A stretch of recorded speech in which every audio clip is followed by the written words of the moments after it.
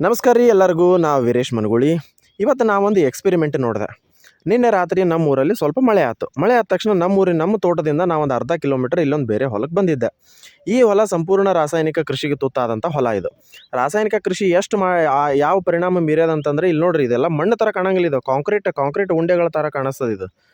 ಇಷ್ಟು ಶೈನಿಂಗ್ ಆಗ್ಯದ ಯಾಕಂತಂದ್ರೆ ನೀರು ಬಿದ್ದಿದ್ದಕ್ಕೆ ಹೊಳಿಲಿಕ್ಕತ್ತದ. ನೀರನ್ನು ಅಬ್ಸರ್ವ್ ಮಾಡುವಂಥ ಶಕ್ತಿನೇ ಕಳ್ಕೊಂಡ್ಬಿಟ್ಟದ ಪೂರಾ ಇದು ಮಣ್ಣು.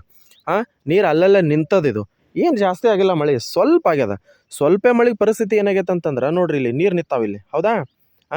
ಈ ನೀರು ನಿಂತಿದ್ದು, ಈ ನೀರನ್ನು ಹೀರಿಕೊಳ್ಳುವಂಥ ಶಕ್ತಿ ಮಣ್ಣಿಗೆ ಇಲ್ಲ. ಯಾಕ್ರೆ ವೀರೇಶ್ ಅವರು, ನೀರು ಹೆಚ್ಚಾಗಿ ನಿಂತಿರ್ಬೋದಲ್ಲ ಅಂತ ನೀವು ಅಂತೀರಿ.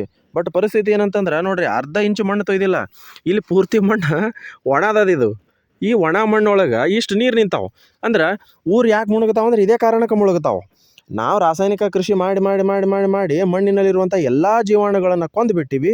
ಮಣ್ಣಿನೊಳಗೆ ಜೀವಾಣು ಕೊಂದ ಮೇಲೆ ಮಣ್ಣೆಲ್ಲ ಗಟ್ಟಿಯಾಗಿಬಿಟ್ಟದ. ಮಣ್ಣಿನಲ್ಲಿ ಬಿದ್ದಂಥ ಮಳೆ ನೀರಿನ ಹನಿಯನ್ನು ಇಂಗಿಸಿಕೊಳ್ಳುವಂಥ ಶಕ್ತಿನೇ ಕಳೆದುಕೊಂಡ ಮೇಲೆ ಬೆಳೆಯರಿಯಲ್ಲಿ ಬರ್ತಾವೆ, ಊರು ಹೆಂಗೆ ಉಳಿತಾವೆ. ಮತ್ತು ಅಲ್ಲಿಂದ ಸುನಾಮಿ, ಆಮೇಲೆ ಏನದು ಜಲಪ್ರಳಯ, ಆ ಪ್ರಳಯ, ಈ ಪ್ರಳಯ, ಮಹಾಕಂಟಕ, ಜಲಕಂಟಕ, ಎಲ್ಲ ಕಂಟಕಗಳು ಶುರುವಾಗಿ ಆಮೇಲೆ ನಾವು ವೈಕುಂಠಕ್ಕೆ ಹೋಗ್ಬೇಕಾಗ್ತದೆ. ಸೊ ರಾಸಾಯನಿಕ ಕೃಷಿಯನ್ನು ಬಿಟ್ಟು ಸಾವಯವ ಕೃಷಿ ಕಡೆ ಬರ್ರಿ ಅಂತ ಯಾಕೆ ಹೇಳ್ತೀನಿ ಅಂತಂತಂದ್ರೆ ಇದೇ ಕಾರಣಕ್ಕೆ. ನಾನು ನಮ್ಮ ತೋಟ ಎಲ್ಲ ತಿರುಗಾಡಿ ಬಂದೆ, ಎಲ್ಲಿ ನಮ್ಮ ಕಾಲಿಗೆ ಮಣ್ಣು ಕಾಲಿಗೆ ಕೆಸರು ಹತ್ತಾಕತ್ತಿಲ್ಲ. ಯಾಕಂತಂದ್ರೆ ಎಲ್ಲ ಅಬ್ಸರ್ವ್ ಮಾಡಿಬಿಟ್ಟದ.